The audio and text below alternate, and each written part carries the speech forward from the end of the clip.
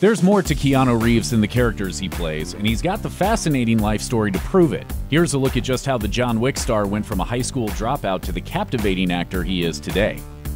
Reeves is Canadian, but he was actually born in Beirut, Lebanon, where his mother, Patricia Taylor, a British costume designer and performer, met his father, Samuel Reeves.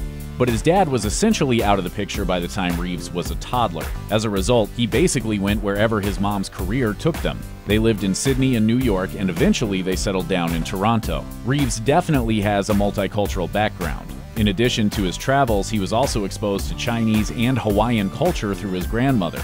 He has also said that his mom taught him British mannerisms and passed down some of those customs and formal attitudes. His upbringing may have been unconventional, but he definitely became more cultured because of it.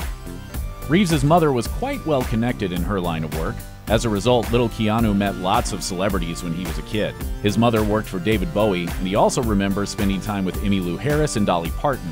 Apparently, Alice Cooper even babysat for him. I remember that that there was fake poo in the fridge. That was apparently par for the course. That's like an Alice Cooper fan? Right there, and I don't know. That's pretty funny if he did that. We gotta, yeah. Next time if we talk to Alice, we gotta think. Do you remember doing that? Oh, I'm sure he remembers that.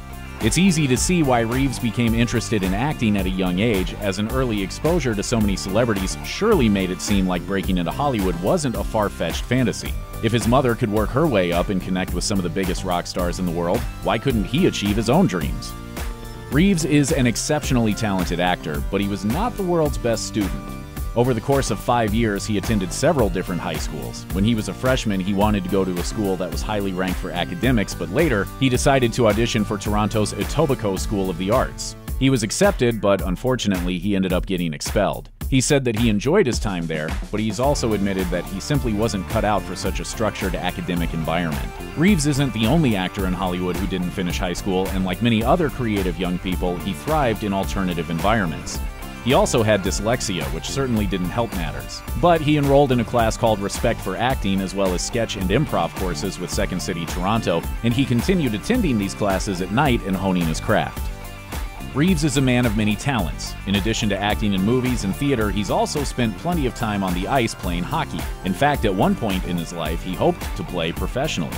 While attending De La Salle College in Toronto, he played goalie, and he was quite the formidable opponent. He was so skilled at netminding that he earned the nickname The Wall. When he was younger, Reeves dreamed about representing Canada in the Olympics one day.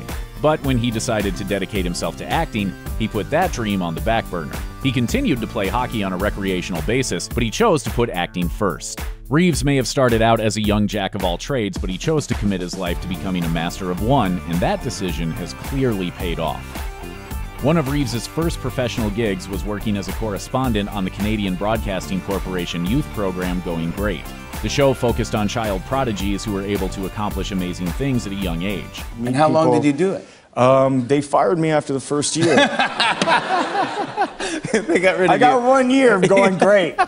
Reeves also appeared in another local TV production called Hangin' In, a scripted series about kids who attend a counseling center in a rough part of Toronto. He described Hangin' In as a godsend for young actors in Toronto at the time who were just trying to get a foot in the door and make some connections in the industry. Reeves is not just skilled as an actor, he's also a gifted musician, and he was the bassist in a band called Dogstar in the 90s and 2000s. The band got its start when Reeves ran into vocalist Robert Mailhouse in a grocery store in 1991. The two bonded over their mutual love of hockey, and eventually they realized that they both liked jamming out together too. Two more friends joined the band, and as their fan base grew, they started touring. They even played some pretty big festivals like Glastonbury in England. The band broke up after releasing their second album because the members were getting busy with other commitments. In particular, Reeves' career was really taking off with the popularity of the Matrix films. But this wasn't the end of Reeves' musicianship, as he and Mailhouse would go on to perform together some more in a band called Becky. Maybe he can whip out that bass in the next John Wick movie. Shredding on some strings could totally be a useful tool in an assassin's arsenal. Check out one of our newest videos right here, plus even more Looper videos about your favorite stuff are coming soon. Subscribe to our YouTube channel and hit the bell so you don't miss a single one.